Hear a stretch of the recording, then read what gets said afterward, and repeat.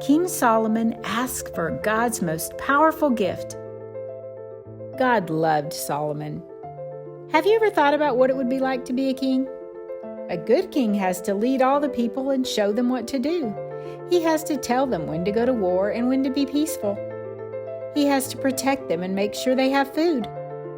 He has to make decisions when people come to him with problems and hard questions. But most of all, the king has to set an example that all the people follow.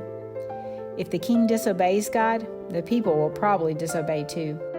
But if the king loves God and takes care of his house, the people will probably want to obey also. Now, when Solomon knew he needed to be king, he didn't think, "I can do this all by myself." But he also didn't panic and say, "Oh, being a king sounds really hard. I don't want to do it." Instead, he gave God lots of gifts and talked with him. One night, while Solomon was asleep, God talked to Solomon in a dream. God said, "Solomon, tell me what you want to have as a gift, and I will give it to you. You can ask for anything you want." Wow, anything he wanted? What do you think you would ask for if you could have any gift you wanted? Solomon could have asked for money and toys and yummy food. He could have asked for many years to live with no sickness. He could have asked God to take away all his enemies. Those would all be nice gifts, huh? But what would be the best gift to ask for? Solomon said to God, "God, you were very kind to my dad, David. He loved you and did what you wanted. Thanks for loving him by letting his son be king too. God, you are the one who made me king. I want to serve you too, like my dad did. But I'm very young. I haven't done very many things, and I don't understand very many things. I don't know how to take care of your people and lead them. And there are so many of them. Please, God, give me a mind that understands and a heart that listens to you so that I can know what makes you sad and what makes you happy. Please give me wisdom. That would be the best gift. Then I could take good care of your people." When Solomon asked for that gift, God was very happy.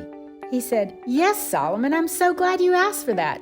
I will give you a wise heart and mind, more wisdom than anyone else has ever had. And because you didn't ask for stuff or a long life or for me to take away your enemies, I am also going to give you the gifts you didn't ask for. I'm going to give you lots of stuff and take away your enemies. And if you keep obeying me, I'll let you live a long time." Then Solomon woke up from his dream. Of course, everything God said would happen, happened. Solomon had asked God for wisdom, and God gave it to him.